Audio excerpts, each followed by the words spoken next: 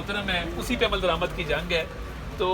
اگر اس کو مسکنسٹرو کیا جائے گا تو وہ غلط ہے۔ شاہ محمود اور اسد عمر نے کہا کہ جی ایک طرف اگر دباؤ ڈالا گیا کتاب میں میرا حق تھا، دوسرے ہاتھ میں گالی کا جواب تھا جو آگے سے گالی دے رہے تھے۔ اچھا طارق صاحب ابھی کہہ کے گئے اسد عمر صاحب اور شاہ جو محمود رشید صاحب کے قومی یوتھ کی طرف سے ایک الزام لگایا گیا نا کہ شاید میں کتاب کو دکھا رہا تھا، تو وہ ڈائریکشن دیکھی جا سکتی ہے آئی سائٹ اگر ٹھیک ایک سیاسی سوال صرف ابھی کہہ کے گئے کہ جی یہ سارے حلبے جو ہیں چاہے وہ لیجسلیشن ہو یا قانون سازی ہو، یہ سارے حلبے جو ہیں دباؤ ڈالا جا رہا ہے سپریم کورٹ کہ دباؤ قطن نہیں ہے۔ تمام وکلا تنظیمیں شاہ محمود قریشی صاحب کو چاہیے کہ حامد خان صاحب سے رابطہ کریں،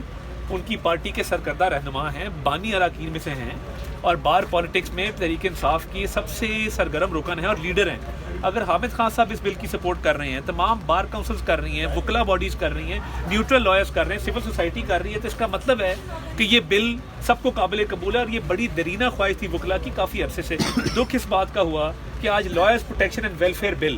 جو وکلا کی تقویت کے لیے، ان کی رائٹس کی پروٹیکشن کے لیے سینٹ میں پیش کیا گیا ہے، اس کی تحریک انصاف نے مخالفت کی جو ان کو نہیں کرنی سر چاہیے۔ اس بل کا خیال پہلے کیوں نہیں آیا؟ یہ بل کافی دیر سے اس پہ کنسیڈریشن چل رہی تھی، بات چیت چل رہی تھی، ڈیلیبریشن چل رہی تھی، مگر جب سے آپ دیکھ سکتے ہیں کہ پارلیمنٹ نے باقاعدہ اس پہ ڈیبیٹ کی ہے، اسٹینڈنگ کمیٹی میں اس کو بھجوایا ہے، مگر بات یہ ہے نا آئین بھی کبھی ری رائٹ نہیں کیا گیا تھا۔ 63A کی جو تشریح کی گئی اور اس کے بعد پنجاب گورنمنٹ ختم کی گئی، تو یہ بینچز جب ون سائیڈڈ بنتے ہیں، آربیٹری طریقے سے بنتے ہیں، تو تب اس طرح کی تشریحات آتی ہیں اور آئین کو ری رائٹ کیا جاتا ہے۔ جو قاسم سوری کے معاملے پر سموٹو لیا گیا تھا وہ الزام لگایا جا رہا ہے کہ اسی سو موٹو میں آپ کی حکومت بنی تھی، قاسم سوری والا جو آئین کی صریحاً خلاف ورزی کہ نو کانفیڈنس موشن کے ہوتے ہوئے اسمبلی تحلیل نہیں ہو سکتی، آئین کا حصہ ہے۔ اب اگر آئین کی خلاف ورزی پہ بھی آپ یہ سمجھتے ہیں کہ ان کو اسمبلی بحال نہیں کرنی چاہیے تھی، تو پھر وہ لسٹ بڑھ جائے گی جس میں آئین کی خلاف ورزی آئین کے محافظین نے کی۔ دن میں الیکشن نہ کروانا آئین کی خلاف ورزی نہیں ہے؟ دیکھیں عدالت جہاں پہ ملک کے اندر ہر طرف افراتفری کا عالم ہے اور ایک پولرائزیشن ہے، ڈویژن ہے، تو عدالت کی بھی ڈویژن تو سامنے نظر آ رہی ہے۔ مگر دیکھیں 90 دن میں الیکشن نہ کرانا، اس کی سزا کہاں پہ تجویز کی گئی ہے یا کہاں لکھا گیا؟ بات یہ ہے پنجاب گورنمنٹ ختم کی 63A کے تحت،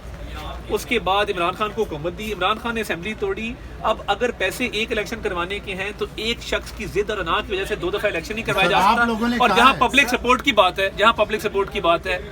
ہم کھڈیاں جیسے چھوٹے قصبے میں عمران خان سے ڈبل جلسہ کر لیتے ہیں اور مینار پاکستان نہیں بھر سکتا، تو پھر الیکشن کی تیاری ہماری پوری ہے۔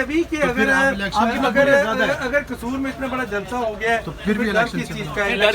کسی چیز کا نہیں ہے۔ گلی گلی میں قتل و غارت یا جو فنڈز کا معاملات ہیں IMF کے، ایک ڈیٹ سروسنگ ہے، IMF کے پاس عمران خان صاحب گئے تھے نا، تو الیکشن کے تو ہم تیار ہیں، مگر ایک شخص کی ضد اور انا کی وجہ سے 20-25 ارب روپے کا خرچہ 2 دفعہ نہیں کیا جا سکتا، اور یہ اجازت نہیں دی جا سکتی کہ کیئر ٹیکرز کا جو کانسیپٹ ہے آرٹیکل 224 کا، اس کی تشریح کس نے کی؟ آپ کا سوال ہم نے کیا اسد عمر سے، اسد عمر نے کہا ہے کہ 12,000 ارب ہمارے پاس یہاں پہ حکومت کی، تو یہ 20 سے 60 جو 1400 ارب ان کے لیے وہ قرضوں پہ ہم ڈیٹ سروسنگ دے رہے ہیں، وہ کہاں پہ جائے گا؟ Thank you.